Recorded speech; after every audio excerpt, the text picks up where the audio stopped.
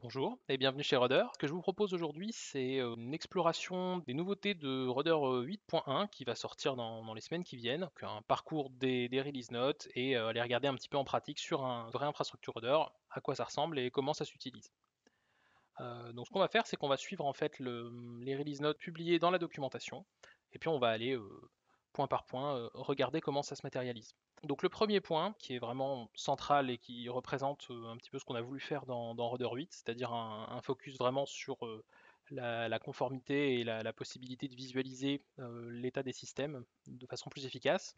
Et donc la première chose qui va vous sauter aux yeux si vous mettez à jour un serveur Rudder en 8.1, c'est l'ajout de score Rudder, donc ce qu'on appelle les scores Rudder, avec cette représentation-là entre A et F. Et donc ils vont correspondre à un score agrégé à partir de sous-scores. L'idée, c'est qu'on avait différentes informations, des informations de conformité par rapport à des politiques de configuration qui ont été configurées et qui sont vérifiées en continu, des informations sur tout ce qui est patch management et mise à jour disponible, et des informations notamment concernant les vulnérabilités qui affectent les systèmes.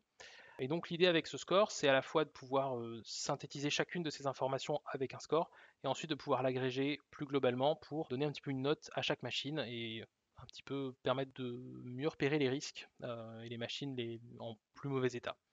Et donc si on regarde sur un serveur Rudder, voilà, j'ai un petit serveur de test. Donc si j'ouvre ma liste des nœuds, vous voyez qu'on a une nouvelle colonne avec ici deux scores, un C et un F. Donc si je rentre sur une des machines, et ben vous allez voir qu'on a l'explication du pourquoi. Donc on voit qu'on a deux sous-scores en F sur les vulnérabilités et sur les mises à jour disponibles. Hein, c'est une machine qui a plus de 400 mises à jour en attente et qui a beaucoup de vulnérabilités, y compris critiques. Et donc bah, il va récupérer le pire score, donc un score F. Et au contraire, bah, notre machine serveur qui est relativement à jour va avoir un bon score. Alors pour l'instant, les critères de score qui vont faire que telle machine va obtenir un score A, B ou C en compliance, A, B, C, D ou E, F en vulnérabilité et en system update sont hard-codés, euh, sont fixes, mais il est tout à fait prévu de les rendre configurables dans le futur. Et aussi d'étendre en rajoutant d'autres sous-scores sur des parties existantes ou futures de Rudder pour aller s'intéresser à d'autres aspects qui concernent la machine sur lequel ce score va porter. Donc c'est la feature la plus visible. Donc pour l'instant, on l'a au niveau des détails de la machine et au niveau de la liste des nœuds. Et donc on va pouvoir aussi les trier, la liste des nœuds, pour faire remonter les nœuds avec les moins bons scores. Deuxième élément dans ces release notes, c'est la vue de compliance par groupe. Alors ça c'est quelque chose d'assez classique, hein, si vous connaissez Rudder. On a des vues de compliance par machine, par règle, par directive. Et ben là on rajoute ce qui manquait en fait, hein, qui est la vue de compliance par groupe. Donc ça marche vraiment de la même manière. La seule petite subtilité, c'est qu'on a deux types de compliance. Selon qu'on veuille voir uniquement les règles appliquées spécialement à ce groupe, ou des règles appliquées aux machines du groupe, mais pas spécialement à cet étage-là de groupe. Voilà. Donc ça permet de switcher entre les deux.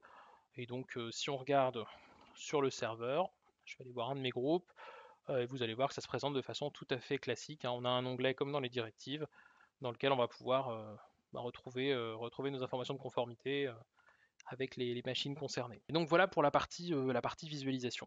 Donc avec essentiellement cette partie de score. Maintenant on va regarder un petit peu plus tout ce qui est politique de configuration et qu'est-ce qu'on peut configurer avec Rudder. Et donc la première évolution à ce niveau-là, c'est la possibilité d'overrider le policy mode localement à l'intérieur d'une technique. Donc ça va concerner les techniques que vous faites soit via le Technic Editor, soit en YAML directement. Et donc ça va permettre de forcer le policy mode à l'intérieur de la technique. Donc le policy mode, c'est ce qui permet à l'échelle d'une machine, d'une directive ou du serveur entier d'être soit dans un mode d'enforce où on va aller corriger les choses, soit dans un mode audit où on va les tester et remonter éventuellement les écarts. Et donc là, l'idée, c'est qu'on va pouvoir le forcer au niveau des méthodes ou des blocs à l'intérieur des techniques. Donc c'est un petit peu différent, ça n'a pas vraiment la même utilisation que le policy mode général qui va permettre de soit d'auditer des machines, soit d'aller corriger des machines. Là, c'est vraiment à l'intérieur de la technique et ça va permettre de faire des choses qui jusque-là n'étaient pas possibles avec les deux aspects différents. L'override enforce va servir dans des politiques en mode audit où on a besoin d'exécuter des actions pour tester l'état de la machine, par exemple de créer un fichier temporaire pour ensuite aller regarder son contenu et l'auditer. Et donc pour ça, ça va permettre donc l'override en enforce va permettre ça. Et à contrario, l'override en audit va permettre de faire des vérifications, y compris dans des policies en enforce, Donc par exemple, si on veut tester si un fichier contient telle chose ou si un paquet est installé dans telle version, on va pouvoir le faire avec cet override en audit et, euh, et ne pas modifier le système. Jusque-là, il fallait en gros passer par des commandes pour aller faire tous ces tests. Et donc maintenant, on va pouvoir utiliser les méthodes classiques en mode override. Voilà, avec la petite point d'attention qui est que quand vous faites un override en enforce à l'intérieur d'une technique, ça va effectivement complètement ignorer le policy mode, donc il faut surtout pas y mettre des choses qui vont modifier le système. Ça doit rester, tout ce qui est override en enforce doit rester des choses qui vont servir en audit et donc qui vont aller par exemple modifier les fichiers internes mais pas modifier le système en tout cas, parce que ça sera appliqué même si votre machine est en audit. Et donc de la même manière que tout maintenant, hein, c'est à la fois disponible dans le Technique Editor et dans les techniques écrites directement en YAML. Donc voilà, ça se présente sous la forme d'un paramètre policy mode override que vous pouvez mettre à audit ou enforce. Et donc si vous l'appliquez à un bloc, ça va s'appliquer à tout le contenu du bloc, que ce soit d'autres blocs ou des méthodes. Voilà pour cet override qui débloque pas mal de choses en termes d'écriture de technique. Autre amélioration sur ces techniques, c'est la possibilité dans les paramètres de technique d'avoir un nouveau type, donc un type enum, qui permet de lister plusieurs valeurs possibles pour une chaîne de caractères. Ça va permettre d'avoir des techniques plus faciles à utiliser parce que l'utilisateur aura seulement à choisir parmi plusieurs valeurs et pas à savoir exactement quelle valeur entrer dans le champ. Et donc ça se présente tout simplement, si je vais dans mon technique editor, que je crée une technique, je vais dans les paramètres, donc là, je vais ajouter un paramètre. Donc de la même manière, on va pouvoir créer le paramètre. On choisit son type ici. Donc c'est là où il y a une nouveauté. Donc là, le required ou pas, c'était déjà présent. Mais là, maintenant, on va pouvoir choisir un type enum. Et donc là, rentrer les différentes options possibles. Donc on va avoir une option 1 avec la valeur opt 1 et puis une option 2 avec la valeur opt 2. Donc la partie display name, c'est ce qui va être affiché dans le formulaire de directive, et la partie value, c'est ce qui va être passé concrètement en paramètre à la technique. Donc ça permet aussi d'avoir une valeur plus facile à comprendre pour les utilisateurs. Donc je vais m'ajouter une méthode. Voilà. Méthode de test, le but c'est juste de voir dans le formulaire de directive. Voilà, on revient ici. Ma technique, ça va s'appeler ma technique par exemple. On va l'enregistrer. Et donc vous allez voir que de la même manière que dans les techniques fournies par défaut qui ont des formulaires qui jusque-là étaient plus riches, on va être capable ici dans les paramètres d'avoir le choix entre l'option 1 et l'option 2 directement. Voilà, tout simplement. Donc c'est des capacités qu'on avait déjà dans les techniques built-in, dans les techniques qui viennent avec le serveur et qui sont maintenant disponibles dans les techniques que vous allez créer vous-même. Et donc de la même manière, hein, c'est aussi disponible en YAML avec un tableau de valeurs possibles. Dernier point sur la partie configuration, c'est un petit détail, mais pour les gens que ça concerne, vous allez voir que ça peut être très utile, c'est qu'il est maintenant possible de setter ou de modifier des propriétés directement sur les machines en attente d'acceptation, donc les pending nodes. L'intérêt principal, c'est de pouvoir fournir les informations de propriété qui vont permettre de classifier la machine dans les bons groupes par la suite, et donc qu'elle soit directement dans les bons groupes au moment de l'acceptation, sans passer par un état où elle n'est dans aucun groupe, et puis ensuite elle rentre dans les bons groupes. Donc c'est maintenant possible au niveau des pending nodes. Donc c'est pratique dans des processus de provisioning. Voilà pour la partie configuration. Et donc là, on a un troisième gros axe sur les features de la 8.1, sur la partie gestion d'utilisateurs et droits. Et c'est la partie donc ce qu'on a appelé multi-tenant. Donc l'idée c'est qu'on avait donc déjà des utilisateurs qui avaient des rôles et des permissions particulières, mais c'est des permissions qui étaient uniquement au niveau des nœuds, des directives, des règles, mais il n'y avait pas de notion de périmètre à l'intérieur de Rudder en termes de machines. Et donc là, ce qu'on introduit avec le multi-tenant, c'est justement cette possibilité d'aller relier un certain nombre d'utilisateurs avec certaines machines. Donc ces utilisateurs ne pourront gérer qu'une partie des machines gérées par Rudder. Ça se présente, si je vais dans mon interface. Donc on a une interface de gestion des tenants qui est ajoutée, donc une nouvelle page. Donc là par exemple j'ai deux tenants, hein, donc une team A, une team B. Là mon utilisateur actuel n'est pas dans un tenant. Donc les utilisateurs qui ne sont pas dans les tenants voient tout. Donc là j'ai un utilisateur classique, on va dire comme dans un Rudder avant la 8.1. Donc il a accès à tout normalement. Et à partir du moment où un utilisateur va être associé à un tenant, il n'aura plus accès qu'aux nœuds qui font aussi partie de ce tenant. Et donc là, par exemple, dans mon équipe A, dans ma team A, donc j'ai un utilisateur, et si je vais voir mes nœuds, mon agent 1 ici, on peut voir ici qu'il lui, il est dans la team A. Donc il est dans le tenant team A. Donc ça veut dire que ce nœud-là sera accessible aux gens qui font partie de la team A. Par contre, mon serveur, voilà, vous voyez qu'il n'a pas de tenant, il n'est accessible qu'aux gens qui ne sont pas confinés dans un tenant.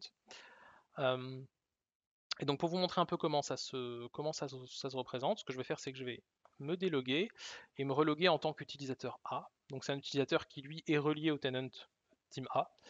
Et donc là, si je me log avec cet utilisateur, avec des droits en lecture seule, et que je retourne dans ma liste de nœuds, bah, vous voyez que je n'ai plus qu'une seule machine. Et en fait, c'est un filtrage qui est appliqué dans tout rudder. Donc si je vais dans la compliance, si j'utilise ici le token d'API lié à mon utilisateur pour aller récupérer la compliance des nœuds, je n'aurai accès qu'aux machines qui font partie de mon tenant, donc en l'occurrence à l'agent 1. C'est une première version et donc pour l'instant le filtrage ne se fait qu'au niveau des nœuds et donc il n'y a pas ces utilisateurs ont accès à toutes les directives, à toutes les règles. Donc pour pouvoir vraiment segmenter correctement les choses, il faut que ça soit des utilisateurs en lecture seule. Et dans ce cas-là, effectivement, ils n'auront accès qu'aux informations qui concernent les nœuds, parce que si vous leur donnez des droits d'écriture, ils vont pouvoir modifier des directives. Et comme il n'y a pas de filtrage, ces directives pourraient s'appliquer à des nœuds qui sont à l'extérieur du tenant, et donc modifier des machines sur lesquelles ils n'ont pas les droits. Donc pour l'instant, c'est vraiment pensé dans un contexte de lecture seule. On va pouvoir donner accès à un certain nombre d'utilisateurs, à des machines, pour aller voir leur conformité, voir les mises à jour disponibles, explorer un petit peu tout ça. Éventuellement faire des actions par l'API, mais tout ça en restant limité euh, aux machines de leur périmètre. Grosse fonctionnalité côté gestion d'utilisateur et qui va continuer à évoluer dans les versions à venir. Alors un autre point, donc là qui est un petit peu plus spécialisé, mais qui est important aussi, c'est la possibilité de provisionner les utilisateurs via OIDC. Jusque-là, pour créer un utilisateur dans Rudder, il faut le créer soit dans l'interface, soit dans un fichier XML sur le système. Et donc à partir de la 8.1, il est possible de provisionner automatiquement les utilisateurs depuis un provider OIDC, OpenID Connect. Et donc ça va permettre beaucoup plus de souplesse dans la gestion du provisioning des utilisateurs et une meilleure intégration dans des processus d'onboarding avec automatiquement récupérer notamment les bons rôles. Donc à la fois créer l'utilisateur, gérer l'authentification et gérer les rôles qui seront attribués à l'utilisateur, tout ça directement via OIDC sans passer par Rudder. Autre ajout qui va un petit peu avec en fait, hein, puisque derrière tout ça, en fait, ce qu'on a fait, c'est qu'on a rajouté une base de données concernant les utilisateurs. Jusque-là, on avait seulement le fichier sur le file system, donc on a rajouté une base de données en plus qui nous permet d'avoir beaucoup plus d'informations sur les utilisateurs.